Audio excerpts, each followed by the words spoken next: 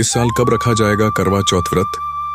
जानिए तिथि, पूजा का शुभ मुहूर्त और महत्व, साथ में इसकी 4 कहानियां। शास्त्रों में करवा चौथ का विशेष महत्व है। हर साल करवा चौथ का व्रत कार्तिक मास के कृष्ण पक्ष की चतुर्थी तिथि को रखने का विधान है। इस दिन विवाहित महिलाएं पति की लंबी उम्र के लिए व्रत रखती हैं। वहीं कुंवारी कन्याएं अच्छे वर की कामना के लिए करवा चौथ का व्रत करती हैं। यह व्रत निर्जला रखा जाता है, मतलब इस दिन महिलाएं चांद निकलने तक अन्न जल का त्याग करती हैं। उसके बाद शाम को छलनी से चांद देखकर और पति की आरती उतारकर अपना व्रत खोलती है। साथ ही मां पार्वती, भगवान शिव और गणेश जी की पूजा इस दिन की जाती है। वहीं इस साल करवा चौथ का व्रत 19 अक्टूबर को रखा जाएगा। आइए जानते हैं ये तिथि, शुभ मुहूर्त और महत्व। वैदिक पंचांग अनुसार कार्तिक माह की कृष्ण पक्ष की चतुर्थी तिथि 19 अक्टूबर 2024 को शाम 6:17 पर आरंभ हो रही है। वहीं इस तिथि का अंत 20 अक्टूबर को दोपहर 3:47 पर समाप्त होगी। ऐसे में करवा चौथ का व्रत रविवार 19 अक्टूबर को किया जाएगा। और अब हम इसकी कहानी सुनाते हैं। इसके बिना व्रत का फल नहीं मिलता है। इसकी टोटल कहानी 4 है, एक एक करके सुनाते हैं। 1. करवा चौथ की पौराणिक व्रत कथा। एक बार पांडुपुत्र अर्जुन तपस्या करने नीलगिरी नामक पर्वत पर गए। इधर द्रौपदी बहुत परेशान थीं। उनकी कोई खबर न मिलने पर उन्होंने कृष्ण भगवान का ध्यान किया और अपनी चिंता व्यक्त की। कृष्ण भगवान ने कहा, बहना, इसी तरह का प्रश्न एक बार माता पार्वती ने शंकर जी से किया था। तब शंकर जी ने माता पार्वती को करवा चौथ का व्रत बतलाया। इस व्रत को करने से स्त्रियां अपने सुहाग की रक्षा हर आने वाले संकट से वैसे ही कर सकती हैं जैसे एक ब्राह्मण ने की थी। प्राचीन काल में एक ब्राह्मण था। उसके 7 लड़के एवं एक गुणवती लड़की थी। एक बार लड़की मायके में थी, तब करवा चौथ का व्रत पड़ा। उसने व्रत को विधि पूर्वक किया। पूरे दिन निर्जला रही, कुछ खाया पिया नहीं। पर उसके 7 भाई परेशान थे कि बहन को प्यास लगी होगी, भूख लगी होगी, पर बहन चंद्रोदय के बाद ही जल ग्रहण करेगी। भाइयों से रहा नहीं गया। उन्होंने शाम होते ही बहन को बनावटी चंद्रोदय दिखा दिया। एक भाई पीपल की पेड़ पर छलनी लेकर चढ़ गया और दीपक जलाकर छलनी से रोशनी उत्पन्न कर दी। तभी दूसरे भाई ने नीचे से बहन को आवाज दी, देखो बहन, चंद्रमा निकल आया है, पूजन कर भोजन ग्रहण करो। बहन ने भोजन ग्रहण किया। भोजन ग्रहण करते ही उसके पति की मृत्यु हो गई। अब वह दुखी हो विलाप करने लगी। तभी वहां से रानी इंद्राणी निकल रही थीं। उनसे उसका दुख न देखा गया। ब्राह्मण कन्या ने उनके पैर पकड़ लिए और अपने दुख का कारण पूछा। तब इंद्राणी ने बताया, तूने बिना चंद्र दर्शन किए करवा चौथ का व्रत तोड़ दिया, इसलिए यह कष्ट मिला। अब तू वर्ष भर की चौथ का व्रत नियम पूर्वक करना तो तेरा पति जीवित हो जाएगा। उसने इंद्राणी के कहे अनुसार चौथ व्रत किया तो पुनः सौभाग्यवती हो गई। इसलिए प्रत्येक स्त्री को अपने पति की दीर्घायु के लिए यह व्रत करना चाहिए। द्रौपदी ने यह व्रत किया और अर्जुन सकुशल मनोवांछित फल प्राप्त कर वापस लौट आए। तभी से अपने अखंड सुहाग के लिए हिंदू महिलाएं करवा चौथ व्रत करती हैं। दूसरी कहानी। करवा चौथ की पौराणिक व्रत कथा बहुत समय पहले की बात है। एक साहूकार के 7 बेटे और उनकी एक बहन करवा थी। सभी 7 भाई अपनी बहन से बहुत प्यार करते थे, यहाँ तक कि वे पहले उसे खाना खिलाते और बाद में स्वयं खाते थे। एक बार उनकी बहन ससुराल से मायके आई हुई थी।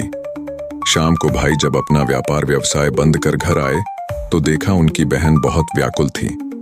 सभी भाई खाना खाने बैठे और अपनी बहन से भी खाने का आग्रह करने लगे, लेकिन बहन ने बताया कि उसका आज करवा चौथ का निर्जल व्रत है और वह खाना सिर्फ चंद्रमा को देखकर उसे अर्घ्य देकर ही खा सकती है।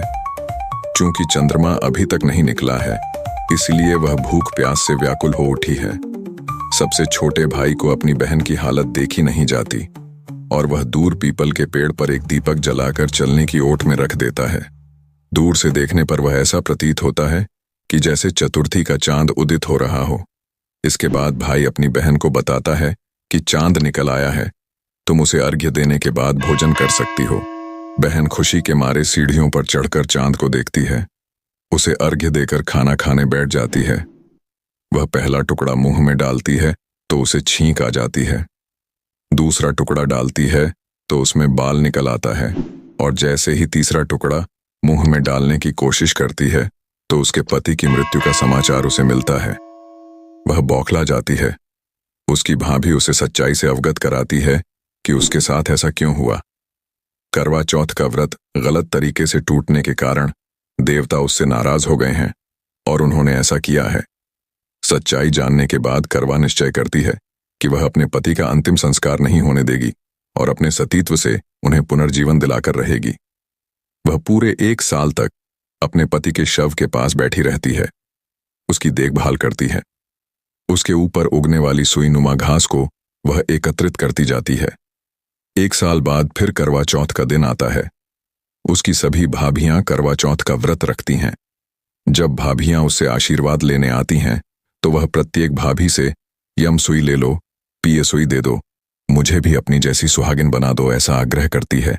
लेकिन हर बार भाभी उसे अगली भाभी से आग्रह करने का कह चली जाती है। इस प्रकार जब 6ठे नंबर की भाभी आती है तो करवा उससे भी यही बात दोहराती है। ये भाभी उसे बताती है कि चूंकि सबसे छोटे भाई की वजह से उसका व्रत टूटा था, अतः उसकी पत्नी में ही शक्ति है कि वह तुम्हारे पति को दोबारा जीवित कर सकती है। इसीलिए जब वह आए तो तुम उसे पकड़ लेना और जब तक वह तुम्हारे पति को जिंदा न कर दे उसे नहीं छोड़ना। ऐसा कहकर वह चली जाती है। सबसे अंत में छोटी भाभी आती है। करवा उनसे भी सुहागिन बनने का आग्रह करती है, लेकिन वह टाल मटोली करने लगती है। इसे देख करवा उन्हें जोर से पकड़ लेती है और अपने सुहाग को जिंदा करने के लिए कहती है। भाभी उससे छुड़ाने के लिए नोचती है, खसोटती है, लेकिन करवा नहीं छोड़ती है। अंत में उसकी तपस्या को देख भाभी पसीज जाती है और अपनी छोटी अंगुली को चीरकर उसमें से अमृत उसके पति के मुंह में डाल देती है। करवा का पति तुरंत श्री गणेश कहता हुआ उठ बैठता है। इस प्रकार प्रभु कृपा से उसकी छोटी भाभी के माध्यम से करवा को अपना सुहाग वापस मिल जाता है।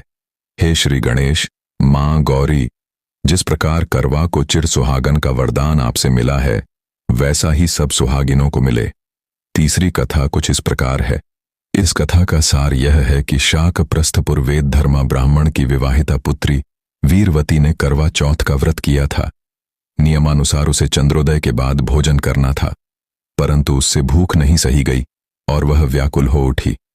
उसके भाइयों से अपनी बहन की व्याकुलता देखी नहीं गई और उन्होंने पीपल की आड़ में आतिशबाजी का सुंदर प्रकाश फैलाकर चंद्रोदय दिखा दिया और वीरवती को भोजन करा दिया। परिणाम यह हुआ कि उसका पति तत्काल अदृश्य हो गया। अधीर वीरवती ने 12 महीने तक प्रत्येक चतुर्थी को व्रत रखा और करवा चौथ के दिन उसकी तपस्या से उसका पति पुनः प्राप्त हो गया। चौथा कहानी इस प्रकार है। पुराणों के अनुसार करवा नाम की एक पतिव्रता धोबिन अपने पति के साथ तुंगभद्रा नदी के किनारे स्थित गांव में रहती थी। उसका पति बूढ़ा और निर्बल था।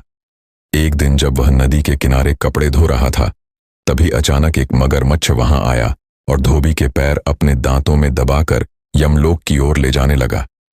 वृद्ध पति यह देख घबराया और जब उससे कुछ कहते नहीं बना तो वह करवा करवा कहकर अपनी पत्नी को पुकारने लगा। पति की पुकार सुनकर धोबिन करवा वहां पहुंची तो मगरमच्छ उसके पति को यमलोक पहुंचाने ही वाला था। तब करवा ने मगर को कच्चे धागे से बांध दिया और मगरमच्छ को लेकर यमराज के द्वार पहुंची। उसने यमराज से अपने पति की रक्षा करने की गुहार लगाई और साथ ही यह भी कहा कि मगरमच्छ को उसके इस कार्य के लिए कठिन से कठिन दंड देने का आग्रह किया और बोली, हे भगवान, मगरमच्छ ने मेरे पति के पैर पकड़ लिए हैं। आप मगरमच्छ को इस अपराध के दंड स्वरूप नरक भेज दें। करवा की पुकार सुन यमराज ने कहा, अभी मगर की आयु शेष है, मैं उसे अभी यमलोक नहीं भेज सकता।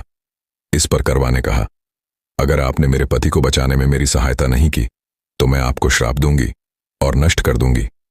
करवा का साहस देख यमराज भी डर गए और मगर को यमपुरी भेज दिया। साथ ही करवा के पति को दीर्घायु होने का वरदान दिया। तब से कार्तिक कृष्ण की चतुर्थी को करवा चौथ व्रत का प्रचलन में आया, जिसे इस आधुनिक युग में भी महिलाएं अपने पूरी भक्ति भाव के साथ करती हैं और भगवान से अपनी पति की लंबी उम्र की कामना करती हैं।